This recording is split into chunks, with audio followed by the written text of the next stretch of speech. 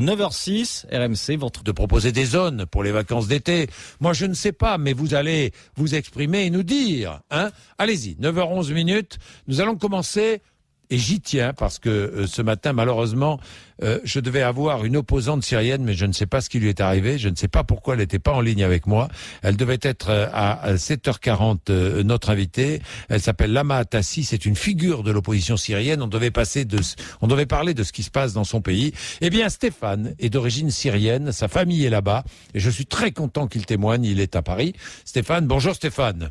Bonjour Jean-Jacques. Merci vraiment d'être... Oui, je vous entends très bien Stéphane. Oui, et je tenais absolument à ce que nous commencions avec la Syrie.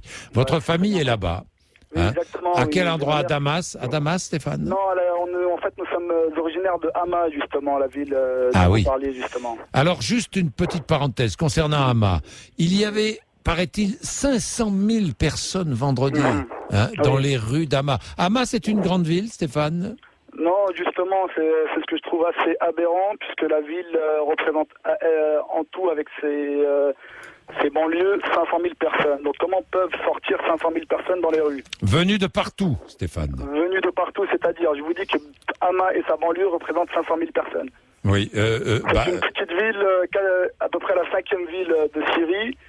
Il y a eu en effet des manifestants qui sont sortis le vendredi, et qui représente à peu près 10 à 20 000 personnes. Pour vous, il n'y a eu que 10 à 20 000 manifestants? Exactement, 10 à 20 000 personnes qui se sont agglomérées au niveau de la place qu'on appelle Saht el-Arafi, ça veut dire la place du fleuve Oronte, oui. Et qui s'agglomèrent ici tous les vendredis en sortant de la mosquée. Voilà, et donc je voudrais témoigner aussi justement de l'impuissance face à ce qu'on peut entendre un peu tout et n'importe quoi sur la Syrie, à savoir que, certes, il y a des manifestations, mais cela ne représente absolument pas la majorité de la population. Pourquoi montrer à tout prix des vidéos prises sur un portable représentant à peine une centaine ou voire 500 personnes, en occultant à côté des millions de personnes en soutien à la Syrie, notamment en France et partout dans le monde. En soutien au président Bachar al-Assad. Au président et à la Syrie, en particulier à la Syrie. Non, mais attendez. Ce n'est pas que pour le président. Cessez de faire des amalgames. Je suis désolé, il y a des amalgames partout, dans tous les journaux. Mais s'il y avait peu, Stéphane, pardonnez-moi. Mais à la Syrie. Moi, je vous dis, ma mère revient de Syrie il y a 2 semaines, elle est revenue. Elle est revenue presque en fuite parce qu'elle a reçu des menaces de mort, parce qu'elle refusait de soutenir ces gens-là. Je suis désolé. En Syrie, aujourd'hui, il y a des bandes armées qui viennent terroriser la population. Ils les terrorisent. On a menacé de brûler notre maison sous prétexte qu'on ne participait pas assez activement aux manifestations. Alors je suis désolé, je veux rétablir la vérité. Il y a eu des morts, certes il y a eu des bavures policières. Ça c'est un fait indéniable. Mais n'oubliez pas de dire qu'il y a aussi des gens qui ont attaqué des policiers, notamment dans ma ville de Hama où j'étais très choqué de voir un policier pendu et mutilé après sa mort. La vidéo est disponible sur YouTube et les gens ne s'en cachent pas. Il y a des gens qui meurent tous les jours de ces bandes armées qui veulent à tout prix foutre le chaos en Syrie. Je suis désolé, cela ne représente pas du tout la majorité de la population et la majorité de la population est contre ce chaos. Mais Stéphane, moi je veux bien croire qu'il y ait peu de manifestants et qu'il y ait peu d'opposants au régime syrien. Alors pourquoi est-ce que le régime syrien fait donner l'armée, les milices, la police? Je vais vous dire une chose. Quand on a 120 policiers qui sont tués en l'espace de 2 jours, il faut envoyer l'armée. C'est que l'effectif policier ne suffit pas. D'ailleurs, on peut le remarquer ici même en France, un pays qui se dit être démocratique, où on préconise d'envoyer l'armée à Sevran, une petite ville de banlieue, car la police ne fait plus face à certaines bandes armées. Alors je suis désolé, à un moment donné, il faut dire stop. Il y a des gens qui sont armés et qui terrorisent les populations. Je vous le dis, aujourd'hui, je devais descendre cette année en Syrie, je n'ai plus le courage d'y aller car j'ai peur des représailles. Car, tout ce qui est assimilé pro-régime ou je ne sais quoi, est considéré comme un traître et donc puni de mort. Je suis désolé. Et tout ça... Si j'ai bien compris, on est puni de mort de tous les côtés en Syrie aujourd'hui. Non, je suis désolé, puisque regardez justement la contradiction dans laquelle vous tombez. Allez-y, mais si vous dites qu'il y a autant de manifestants, c'est qu'il y a une possibilité de manifester. Oui, enfin, les manifestations qui sont très vite réprimées. Je suis désolé. Si elles étaient très vite réprimées, eh ben, le peuple ne sortirait plus et aurait peur.